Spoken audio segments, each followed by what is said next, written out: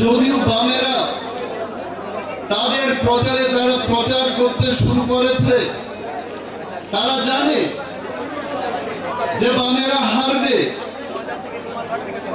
তারপরও তারা যাই করছে ইউটিউব সোশ্যাল মিডিয়ার মাধ্যমে তাদের প্রচারটা মানুষের কাছে নিয়ে যাওয়ার চেষ্টা করছে। ময়দানে এসে তাদের প্রচার করার কোনো ক্ষমতা নেই। পূর্বতন মুখ্যমন্ত্রী মানিক সরকার মহোদয়, যার ধর্ম হচ্ছে অ্যাথেইস্ট, নাস্তিক, ভারতীয় জনতা পার্টি, তীব্রামথা এবং আইপিএফটি এই সম্মিলিত শক্তিকে ভয় পেয়ে ত্রিপুরার পূর্বতন মুখ্যমন্ত্রী উনি ধর্মে বিশ্বাস করতে শুরু করেছেন। আমি বলি, কয়েকদিন আগে উনি বক্তব্য করছিলেন, উনি বলেছেন যে আমি যেদিন স্বর্গে যাব সেই দিন আমার মুখ্যমন্ত্রিত্ব থাকাকালীন আমি কি কি কাজ করেছি ভগবানের কাছে বলতে পারবো। আপনারা বলুন, নাস্তিক লোক যার কাছে স্বর্গ নেই, নরক নেই, ধর্মে বিশ্বাস রাখেন না, সেই ব্যক্তি আজকে আমাদের ভয়ে ওনাকে ভগবানের আশ্রয় নিতে হচ্ছে। এবং তাতেই প্রমাণ হয় আমাদের প্রার্থী লক্ষ লক্ষ ভোটের ব্যবধানে বাম প্রার্থীকে পরাস্ত করবে। এবং মানিকবাবু বলেছেন স্বর্গে যাবেন, মেনেই নিলাম। মোদিজির বয়ে উনি স্বর্গে যাবেন, ভগবানের আশ্রয় নেবেন। আপনি যা যা করে গেছেন 20 বছরে এই ত্রিপুরা রাজ্যের পিছিয়ে পড়া মানুষদের এত বঞ্চনা, এত শোষণ আপনারা করেছেন, স্বয়ং ভগবানও স্বর্গের দরজা বন্ধ করে দিব, মানিক বাবুরে ঢুকতে দিত না। আর এই মানিক বাবু উনি বলেন যে তীব্রামথার গ্রেটার ত্রিপুরাল্যান্ড দাবি কোথায়, এই দাবি কোন দিন আসবে। মানিক বাবু একজন কমিউনিস্ট, ওনাকে শিক্ষা দেওয়ার ক্ষমতা আমার নেই। সারা পৃথিবীতে কমিউনিজমের জন্ম হয়েছে কখন? 176 বছর আগে কার্ল মার্কস এবং ফ্রেডরিক এঙ্গেল 1848-এ এই কমিউনিজমের প্রচার শুরু করেন। এবং আমাদের ভারতবর্ষে 99 বছর হয়ে গেছে কমিউনিস্টদের আন্দোলন। এবং আমাদের এই ত্রিপুরায় 79 বছর ধরে বামেরা বলছে আমরা সাম্যবাদ আনবো। আমি কমিউনিস্টদের জিজ্ঞেস করতে চাই, গ্রেটার ত্রিপুরাল্যান্ডের কথা বাদ দিয়ে দিন, আপনাদের সাম্যবাদ কবে আসছে সেটার জবাব দিন। আপনারা বলতে পারবেন? সাম্যবাদের নাম দিয়ে টিপ্রাসাদের ধোঁকাবাজি দিয়ে 35 বছর ক্ষমতায় ছিল। আর আমরা কি পাইছি? বামেদের থেকে কি পাইছি? বামেদের থেকে একটাই পাইছি, টিপ্রা আলাদা হয়ে যাও, বাঙালের আলাদা হয়ে যাও।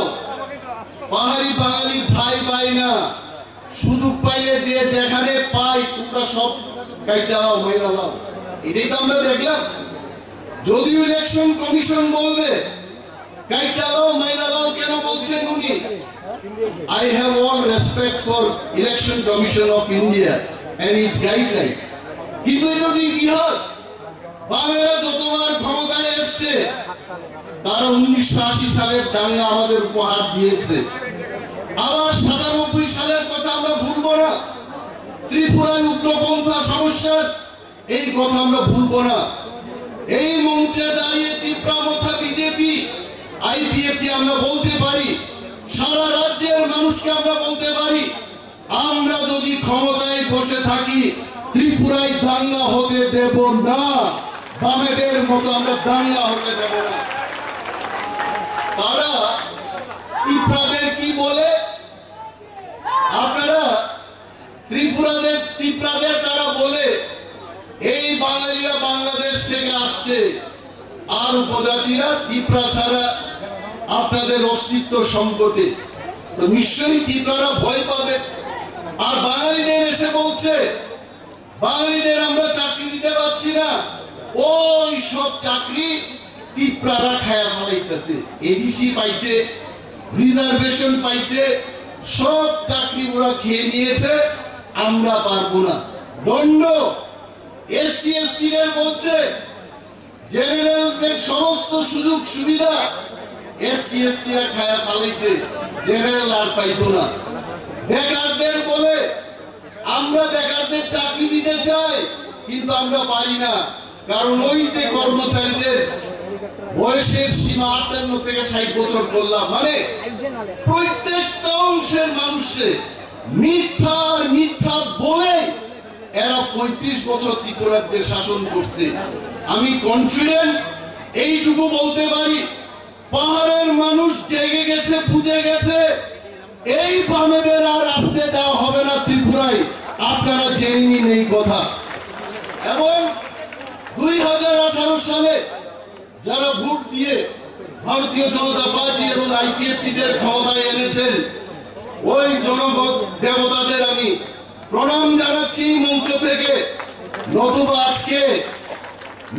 আজকেও বামেদের মুখ্যমন্ত্রী মানিক সরকার মহোদয়ের কেন্দ্রীয় বঞ্চনার কথা শুনতাম। ওনার এটা ওই আগে তুফা সিনেমার গান আমরা টেপ রেকর্ডে শুনতাম। এইরকম একটা রেকর্ড কইরা আস্থা বলে ত্রিপুরার সমস্ত মানুষ নিয়ে গিয়ে উনি বক্তৃতা করতেন, কেন্দ্রীয় সরকার আমাদের টাকা দিচ্ছে না, আমরা কিছুই করতে পারছি না।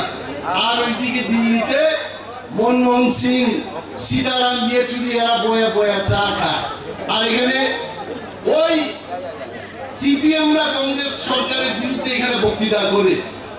আর 2018 সালে ত্রিপুরার গণতন্ত্র প্রিয় শ্রমিক, বুদ্ধিজীবী, ওয়াংসা, তিপ্রাসা, মুগলি সমস্ত অংশের মানুষ ভোট দিয়ে মানিক বাবুর ওই টেপটাকে এমন ভাবে আসার দিতে, এই টেপ রেকর্ড আর বাঁচত না। কেন্দ্রীয় বঞ্চনার গল্প আর হবে না। নতুবা আজকেও কইতো মোদিজির সরকার টাকা দিচ্ছে না, আমরা করতে পারতাছি না। কি না দিছে এদের, দিতে দিতে দিতে মনমোহন সিংকে হাত পায়ে গেছিলেন, গোটা টাকা দিতে দিতে। আর এখানে কমরেডরা শিকাবিনি খাইতো, এই কমরেডরা চারমিনার, ফ্ল্যাক্স, গোল্ড, আমিও তো জানি না, এদের সিগারেট থেকে আর মুখের, যাদের বাইসাইকেল ছিল এরা গাড়ি নিয়ে আসা যাওয়া করতো।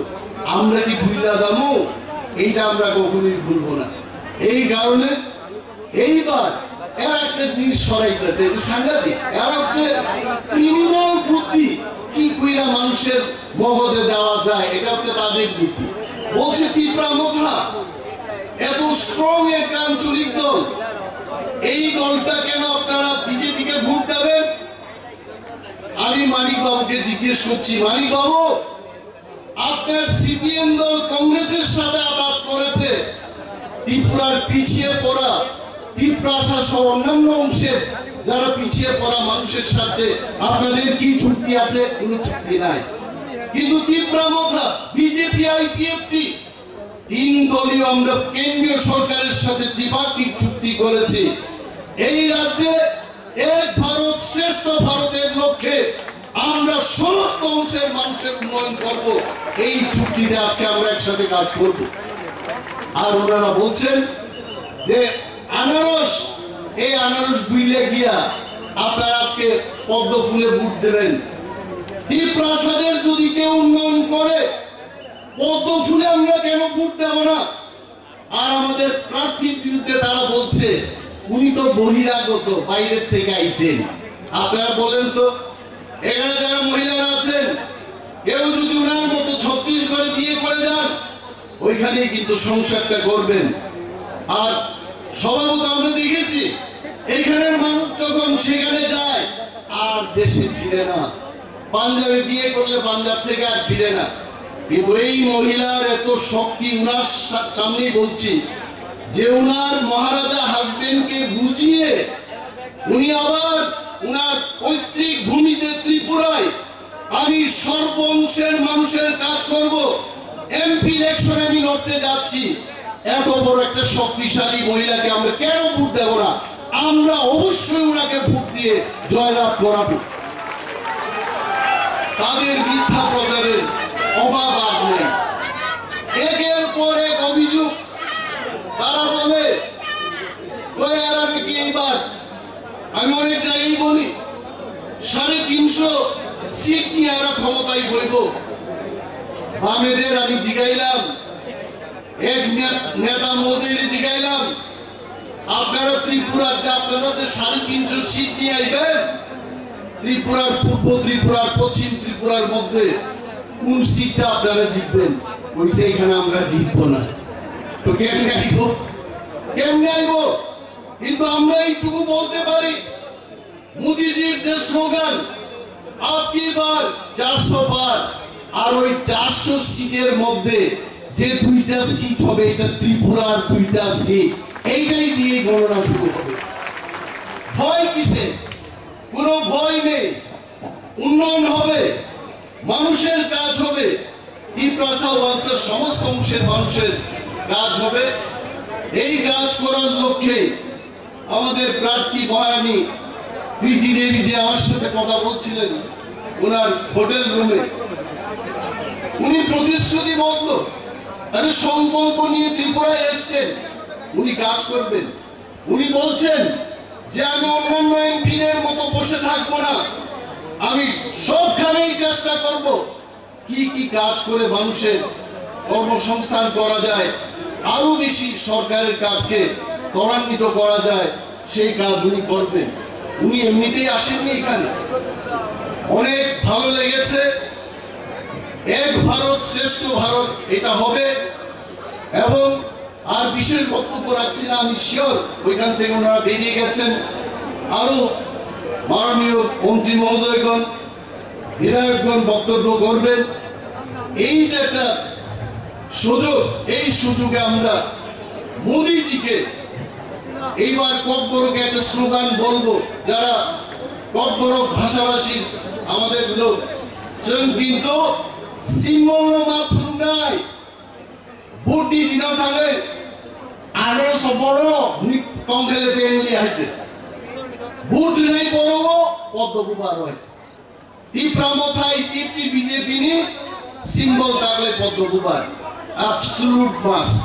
এটাকে আমাদের ঘরে ঘরে নিয়ে যেতে হবে, প্রচার করতে হবে এবং আমাদের মহারানী প্রীতি দেবীজিকে এবং পশ্চিম ত্রিপুরা আসনে বিপ্লব কুমার দেব মহোদয়কে যেন আমরা লক্ষ লক্ষ ভোটের ব্যবধানে জয়লাভ করিয়ে মোদিজিকে আপকি বার 400 বার, এই 400-র মধ্যে আমরা যেন উপহার দিতে পারি।